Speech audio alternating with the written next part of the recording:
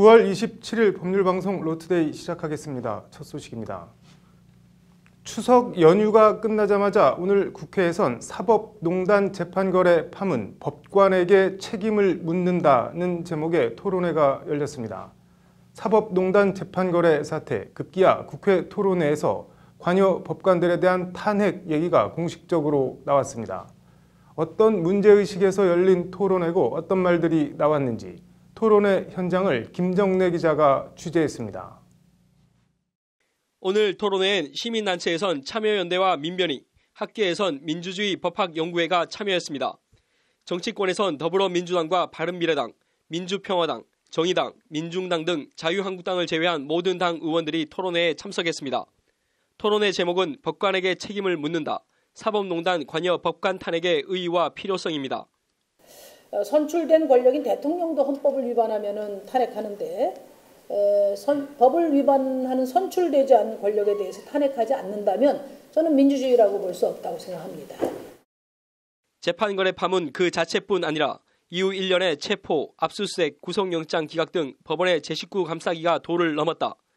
선출되지도 않았으면서 어떠한 견제도 받지 않는 법원과 법관 권력에 대한 국회 제어가 어떤 식으로든 필요하다는 것이 참가자들의 공통된 인식입니다.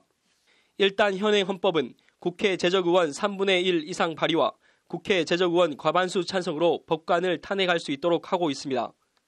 국회가 탄핵 이런 것 등을 해결을 해주면 국회의 신뢰도 얻을 수 있고 사법부의 문제도 해결할 수 있는 일거양득이 되지 않을까. 선출되지도 않았으면서 견제도 받지 않는 법원과 법관의 권력. 토론회 참석자들은 아울러 사법농단 재판거래 특별재판부 설치와 국회 국정조사 필요성도 다시 한번 강조했습니다. 이 사법농단 관련돼서 특별재판부를 만들어야 된다는 여론이 거의 80%에 육박한 것을 볼 수 있었습니다. 뿐만 아니라 현재 지지부진한 수사와 관련돼서 국정조사라든지 대한민국 헌정질서와 민주주의를 유린한 사법농단 법관에 대한 탄핵소추 논의가 본격화되고 있습니다. 오늘 토론회를 계기로 국회가 법관 탄핵을 위해 실제 행동에 나설지 주목됩니다. 법률방송 김정래입니다. 네, 국회 사법농단 관여법관 탄핵 의의와 필요성 토론회 얘기 더 해보겠습니다. 로인사이드 장한지 기자 나와 있습니다. 장 기자, 오늘 토론회 취지는 앞서 전해드렸는데 구체적으로 법관 탄핵 사유가 어떻게 규정이 되어 있나요?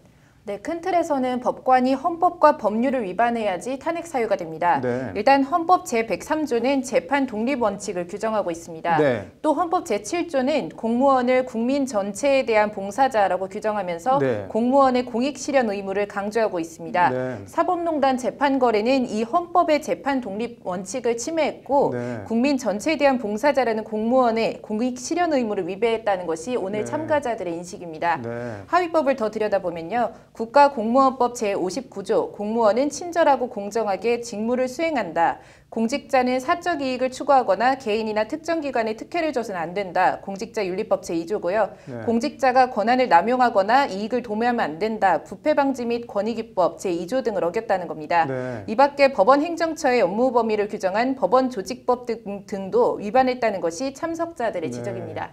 그 헌법에 법관도 금고 이상의 형을 선고받으면 파면할 수 있도록 하고 있으니까 뭐 법을 어겼으면 형사재판 유죄 선고를 통해서 파면하면 되는 거 아닌가요? 이렇게 굳이 탄핵 심판이 언급되는 이유가 뭐 따로 있나요? 네, 이 부분이 사실 딜레마인데요. 네. 일단 이들 사법농단 관여 법관들이 헌법과 법률을 어겼지만 재판에서 유죄가 날 가능성은 상당히 낮아 보인다는 게 토론 참석자들의 문제인식입니다. 네.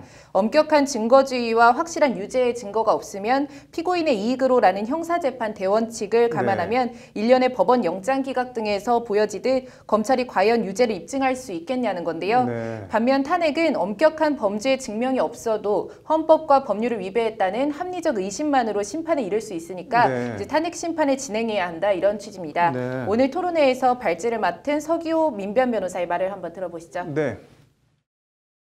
탄핵이라는 것은 꼭 형사범죄에서 유죄가 확정돼야만 되는 것이 아니기 때문에 헌법과 법률 위반을 이유로 얼마든지 탄핵이 가능하고 어떻게 보면 일종의 궁여지책인 것 같은데 합리적 의심이 든다고 해서 무조건 뭐 법관을 탄핵할 수는 없고 어떻게 진행되나요, 보통? 네, 일단 합리적 의심이 들 경우에 네. 그 다음에는 통상 파면 결정으로 인한 효과와 헌법, 법률 위반의 정도 사이의 법익 형량을 비교하면 되는데요. 네. 쉽게 말해서 파면으로 얻게 되는 법익과 이제 잃게 되는 손상이나 법익을 비교하는 겁니다. 네. 법관 탄핵의 경우 법관 파면으로 입는 국가적 손실이나 법익은 네. 법관과 재판 독립 침해 그리고 네. 재판받을 권리의 침해입니다. 네. 일단 사상 초유 재판거래 파문에 대한 파면이니만큼 재판 독립 침해는 해당 사항이 없다는 것이 서 변호사의 말인데요. 네. 재판받을 권리와 관련해서 현재 법관 수가 3천여 명쯤 되는데 네. 이제 일부 법관의 탄핵 결정으로 결혼이 발생하더라도 재판 공백 등 사법 질서 혼란이 심각하게 발생하는 것은 아니라는 주장입니다. 네. 반면 사법농단 재판거래 관여 법관에 대한 파면으로 얻어지는 이익은요. 네. 헌법 질서 수호와 국민의 법원 재판에 대한 신뢰 확보 등 손실에 비해 비교할 수 없게 크다는 것이 서 변호사의 말입니다. 네. 관련해서 송기춘 전북대 로스쿨 교수는요. 네. 어느 누구도 자기 사건의 재판관이 될 수 없다라는 이제 법격언으로 사법농단 재판거래 파문을 법원 손에 맡겨서는 안 된다고 주장했습니다. 뭐 국회가 실제 사법농단 재판거래 관여 법관에 대한 탄핵안을 발의할지 지켜봐야겠네요. 오늘 잘 들었습니다. 다음 소식입니다. 삼성전자 서비스 노조 와해 사건을 수사해온 검찰이 오늘 중간 수사 결과를 발표했습니다. 삼성그룹 2인자인 이상훈 삼성전자 이사회 의장 등 모두 32명이 무더기로 기소됐는데 전사적 역량이 동원된 조직 범죄라는 게 검찰의 오늘 발표 내용입니다. 이 소식은 신사 기자가 보도합니다. 노조는 어떠한 일이 있어도 사전에 예방하고 발본색원해야 할 악성 바이러스다. 2013년 삼성 미래전략실 노사전략 문건을 조사해온 검찰이 오늘 중간 수사 결과 발표에서 밝힌 삼성의 노조에 대한 인식입니다. 이를 위해 그룹 차원의 조직적이고도 집요한 노조와의 공작이 이뤄졌다는 게 검찰의 설명입니다. 삼성은 창업 초기부터 이어져 내려온 그룹 차원의 무노조 경영 방침을 관철하기 위해 미전실 인사지원팀이 주도하여 노사 전략을 총괄 기획하여 왔고 구체적으로는 심성 관리를 빙자한 개별 면담 등으로 노조 탈퇴 종용, 조합원 임금 삭감과 징계, 해고, 협력업체 기획 폐업과 재취업 방해 등의 수법이 동원됐습니다. 다 태워 없앤다는 뜻의 번아웃, 이른바 소진 전략으로 노조 깨기로 악명 높았던 노무법인 창조 컨설팅 등의 수법을 그대로 들여와 더욱 발전시켰다는 겁니다. 이 과정에 한국경총 같은 경제단체는 삼성전자 서비스센터 사장들을 모아놓고 경총 직원들이 강성 노조원 역할을 하면 이에 대응하는 역할극까지 벌였습니다. 심지어 공권력의 상징인 경찰까지 삼성의 노조와의 공작에 동원된 것으로 검찰 조사 결과 드러났습니다. 경찰청 정보국 소속 간부가 사측을 대변하는 비밀협상 대리인으로 활동한 정황 등이 검찰에 잡힌 겁니다. 검찰은 이에 따라 이상훈 삼성전자 이사회 의장을 비롯한 28명은 불구속 기소하고 목장균 삼성전자 전 노무 담당 전무 등 4명은 구속 기소했습니다. 검찰은 삼성전자 서비스에 이어 삼성 에버랜드의 노조 활동도 방해했다는 단서를 확보하고 삼성그룹의 다른 계열사까지 수사를 확대할 방침입니다. 법률방송 신세아입니다. 내일부터 고속도로뿐만 아니라 시내 모든 도로, 모든 차량에서 전 좌석 안전벨트 착용이 의무화됩니다. 또 앞으로는 술을 마시고 자전거를 타는 음주 자전거도 경찰관 단속 대상이 됩니다. 자전거에 무슨 음주 단속이냐 하고 음주 측정에 불응하거나 범칙금을 안 내면 어떻게 될까요? 달라지는 도로교통법 내용을 김태현 기자가 자세히 전해드립니다. 고속도로 CCTV에 잡힌 교통사고 영상입니다. 차량이 전복되면서 차에 타고 있던 탑승자들이 그대로 튕겨져 나옵니다. 안전벨트 미착용이 낳은 2차 피해입니다.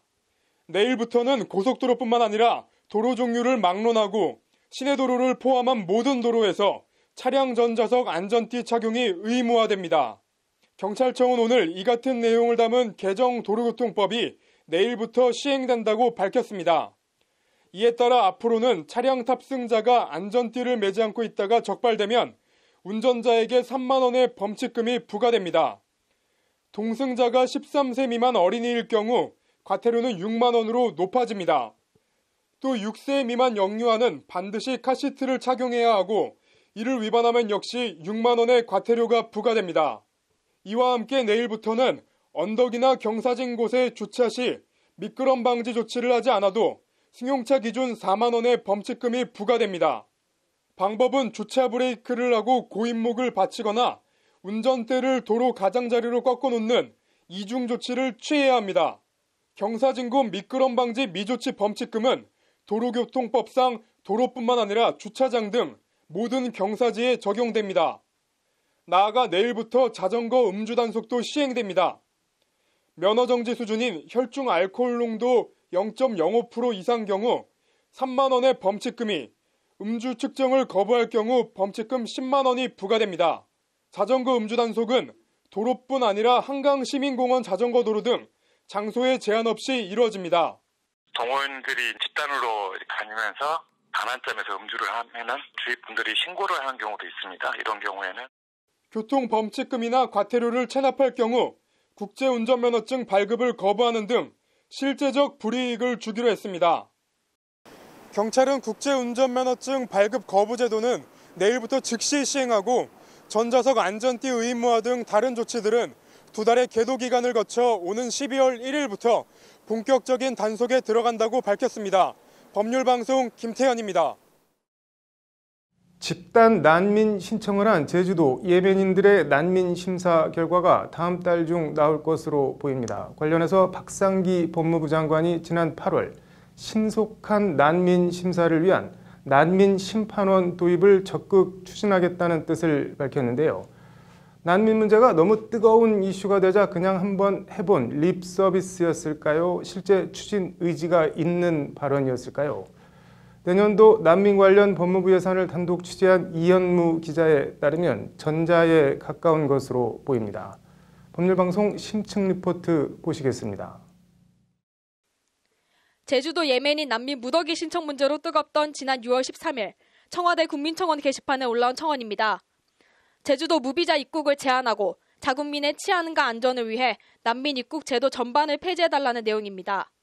해당 청원은 한 달 만인 7월 13일 무려 71만 명이 넘는 사람들이 동참했고 이에 박상기 법무부 장관이 8월 1일 공식 답변을 내놨습니다. 박 장관은 답변을 통해 난민 관리와 심사 전문 인력 부족을 호소하며 이른 시일 내에 관련 대책을 만들겠다고 밝혔습니다.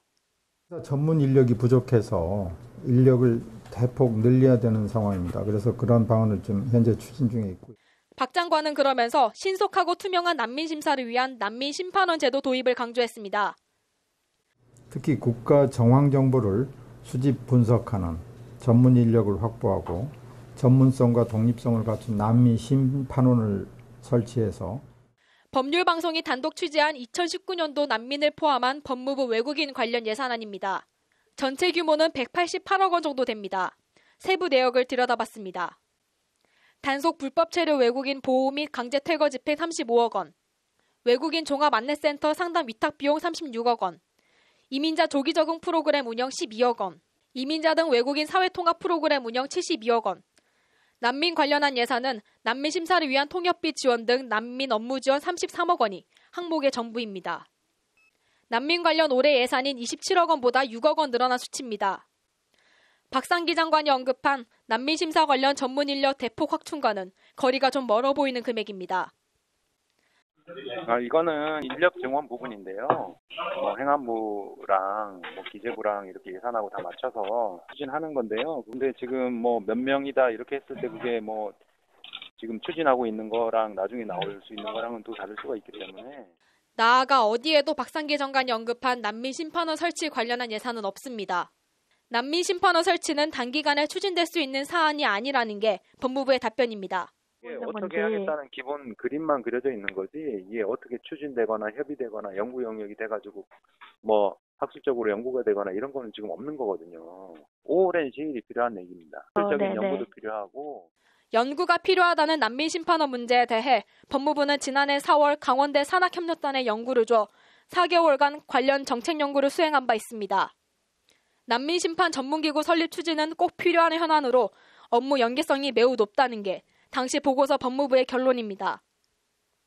법무부는 그러면서 본부 각 과에 연구 용역 보고서를 배포하고 난민 심판원 설립 관련 이해도를 제고하겠다고 강조했습니다. 그러나 난민심판 전문기구 설립 추진이 꼭 필요하다는 결론이 무색하게 보고서가 나온 지 1년이 지났는데도 올해에 이어 내년 회계년도에 관련 예산이 단 한 푼도 반영되지 않은 겁니다. 법무부가 난민 문제가 첨예하게 불거지자 립서비스로 상황을 모면하는 데 급급한 것이 아니냐는 지적이 나오는 이유입니다.